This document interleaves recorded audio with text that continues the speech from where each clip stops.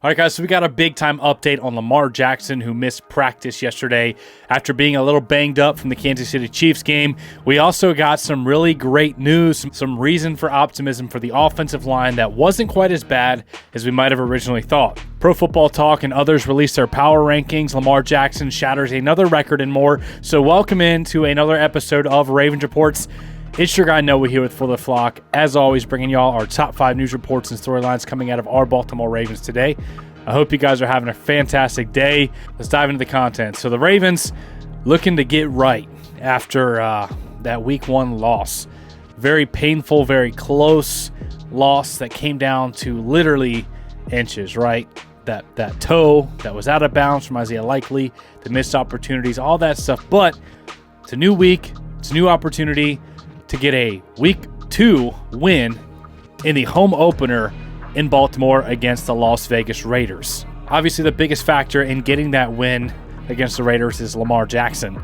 Yesterday, we talked about how he missed practice, and John Harbaugh declined to provide details, but did say that the injury report would come out on Wednesday. Some guys were dealing with personal stuff, other guys were dealing with physical stuff, but he wouldn't divulge any details. I talked about how I think he was just beat up after running the ball 18 times and probably sore, and not to panic. Those suspicions were correct, and some NFL insiders released their reports today, kind of confirming those suspicions. Take a listen. Baltimore Ravens, Lamar Jackson, not at practice yesterday. My understanding is he needed an extra day, sore and beat up from the game against the Chiefs. We'll see how that impacts things going forward. I don't think it threatens his availability, but if you're taking a day, another day, to get ready for the upcoming week, then again, something to monitor going forward. Yep, home opener coming up on Sunday. Expect Lamar Jackson to be out there. Jackson did not practice on Monday. It was kind of a bonus practice because they have the long week as part of their preparation.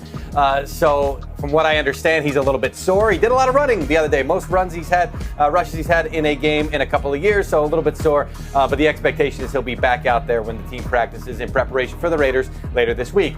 Obviously, this is not something we want to see happen, in an 18-game season where Lamar Jackson's rushing for 122 yards, 18 carries. He also ran physical on some of those runs where he could have gotten down or out of bounds, and, he was looking to make a point. He desperately wanted to win that game, and I think that game was a little bit unique, and I don't think Lamar Jackson would be running the ball that much moving forward. Remember, guys, so let me give you some context and some reminders from what happened last year, because Lamar Jackson last year, his first 4 games of the season, he had 38 rushing yards, 54, 101, and then 27 with 4 rushing touchdowns through the first 4 games. After that game, Todd Monken later told us that John Harbaugh approached him and said, hey, we can't be using Lamar Jackson in the red zone specifically so much down there where there's a lot of contact, a lot of traffic, and it can get ugly. And he only finished the year with 1 more rushing touchdown the entire season. So he finished the season with 5 rushing touchdowns, but 4 of those came in the first 4 weeks. And that was after the conversation that John Harbaugh and Todd Monken had to not allow him to get beat up.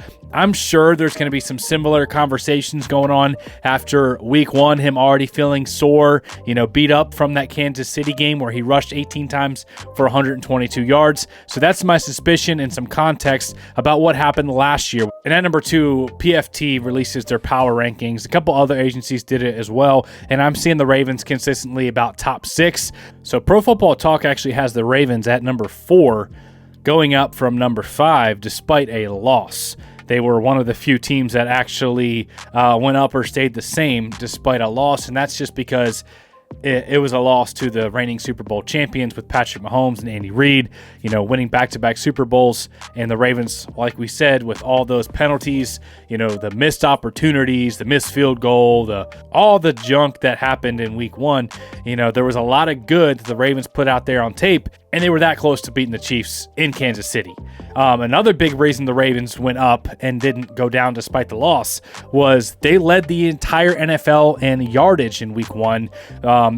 452 yards. So if you're worried about the offense or whatever, just remember the Baltimore Ravens had the most yards out of 32 teams in the National Football League in week 1, and that's despite some drops, some overthrows and stuff. It could have been even better for the Baltimore Ravens, and they could have easily went over 500 yards. Lamar Jackson probably could have left that game with 3 passing touchdowns if he connected with Bateman downfield, or likely in the end zone there. And then you're talking about the Ravens probably at number 1 in the power rankings after defeating the Chiefs. But I digress. The Ravens are at number 4 in the power rankings, and at number 3, Lamar Jackson.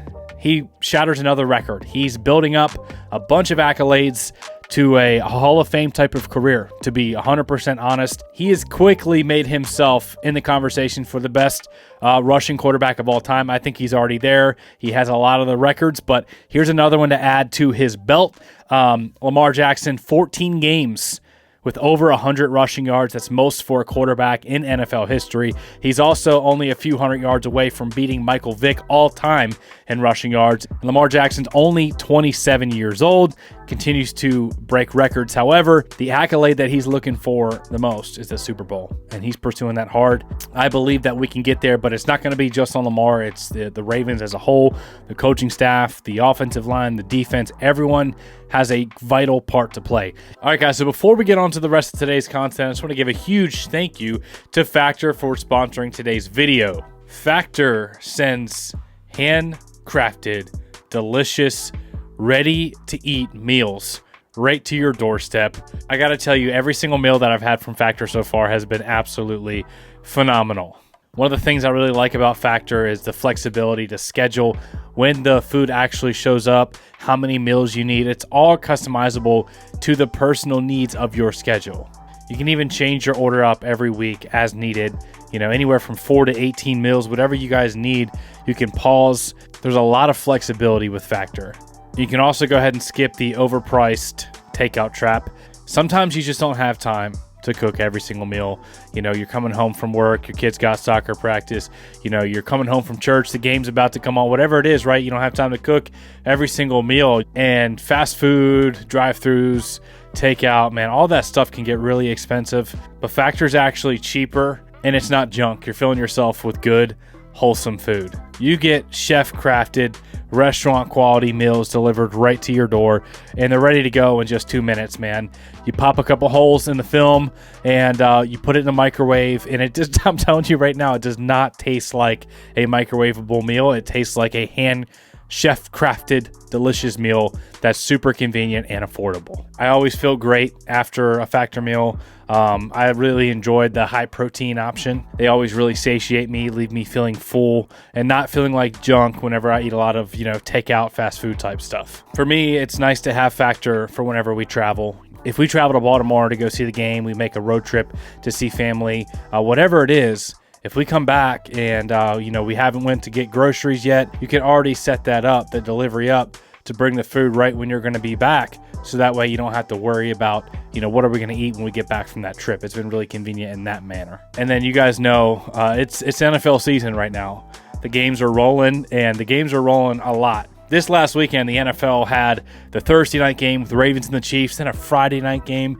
Then you had Sunday games all day through the evening. Then you got Monday night football, Thursday night football. So maybe you're coming home from work. You know, for us on Sunday, we're going to be coming home right after church. Instead of having to prepare a meal or having to get some greasy fast food or pizza or whatever, I can have a nice, healthy Factor meal that won't ruin and derail my fitness goals, will leave me feeling great, full, and not having me, you know, pass out halfway through the Ravens game. So if you guys want to check out Factor, here's what you need to do. Head to factor75.com or click the link below and use code FORTHEFLOCK50 to get 50% off your first Factor box and 20% off your next month of orders. That's code FORTHEFLOCK50 at factor75.com to get 50% off your first box plus 20% off your next month of orders. And we'll also have that information for you guys in the description below. And again, thanks to Factor for sponsoring today's video. At number 4, let's take a quick look at the Raiders matchup. This isn't a full preview. We'll have that for you guys later this week when we know a little bit more about some injuries and stuff. Let's talk about a few concerns and reasons for optimism for this game. My first biggest concern is that Max Crosby and Christian Wilkins are on their defensive line. Max Crosby, one of the premier best pass rushers in football, typically lines up on the right side, so he's going to see a lot of the right guard, right tackle combination. And then Christian Wilkins, one of the top 3 best defensive tackles in football, was acquired by the Raiders from the Miami Dolphins. So they have an opportunity to get after Lamar Jackson in the pass rush department. However, their run defense on their defensive line was not fantastic. Last week against the Chargers, they gave up 176 on the ground. J.K. Dobbins had a field day. So there's a big opportunity for the Ravens to exploit their run defense, maybe wear them down early to be able to tire them out and have some shots downfield maybe later in the game. I think the Ravens will comfortably win this game. I'm not super nervous about it, but I want to see Lamar Jackson kept clean and, not taking a bunch of hits after, especially the reports of him already being sore. And a reminder, the Raiders gave up 176 on the ground despite not having a mobile quarterback in Justin Herbert, and Lamar Jackson, even if he doesn't use his legs, the threat is still there, and the Raiders have to deal with it. The Raiders on their offense, they allowed 4 sacks to the Chargers, and I expect the Baltimore Ravens to get at least 4 of their own. At number 5, let's talk about this offensive line because it's a big talking point. Right after the game, we were kind of saying, man, this was a really poor performance. It's a concern. But looking back, looking at the offensive line's performance as a whole, as a unit, collectively, grading it out, film study, comparing it to the rest of the league, all that, we come away feeling a little bit better about the offensive line than we first did right after that Chiefs game. First of all, their pass blocking win rate specifically was 2nd overall in the NFL, rated by ESPN, and 8th overall by PFF. So top 10 in both of those by both of those organizations doing the grading there. Run blocking, however, was 22nd by ESPN and 21st by PFF. In offensive tackle, Ronnie Stanley and Tyler Linderbaum tied for first at their position in ESPN's pass block win rate, 100%. So Ronnie Stanley, Tyler Linderbaum, we talked about them having to be the rocks of this offensive line to give the unit as a whole a chance, and they did. That's exactly what they did, man. They held it down. They did their job. Voorhees was about average. The biggest concern was right guard Daniel Falele. I think he had 6 pressures allowed, and then right tackle was below average as a whole. Rosengarten and Patrick McCarry both took their losses, but also both had their fair share of wins in the pass blocking department as well. And just like to kind of put it in perspective as well, I think, we think of the offensive line and we think of the last play of the game where we got Justice Hill, one-on-one blocking Chris Jones and Lamar Jackson scrambling around, which, in that case was more of a miscommunication than it was a simple talent and performance issue on the offensive lineman's part. So I don't know about you guys, but I was pretty surprised to see the Ravens pass blocking ranked 2nd by ESPN in the entire NFL and 8th by PFF.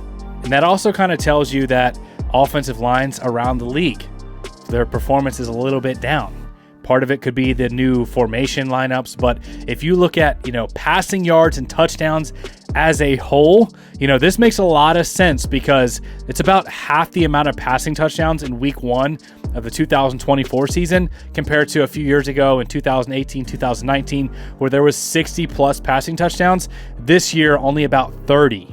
And same thing with yards per game. Quarterbacks averaged under 200 yards passing. Lamar Jackson was over 270 and then 122 on the ground. So the Ravens offense as a whole, looking around the league, especially with some of the new offensive line formational rules, the Ravens fared pretty well, and I hope that provides some optimism and encouragement moving forward. I'm fired up to see this Raiders game at home, the season opener. We're going to have that preview out soon, so make sure you got your subscribe and notification bell on. If you guys got any value out of today's content, out of today's episode of Ravens Reports, man, make sure to hit the like button. It does really help out the channel. I love you guys. I appreciate y'all. Thank y'all for tuning in, and we'll see you in the next video.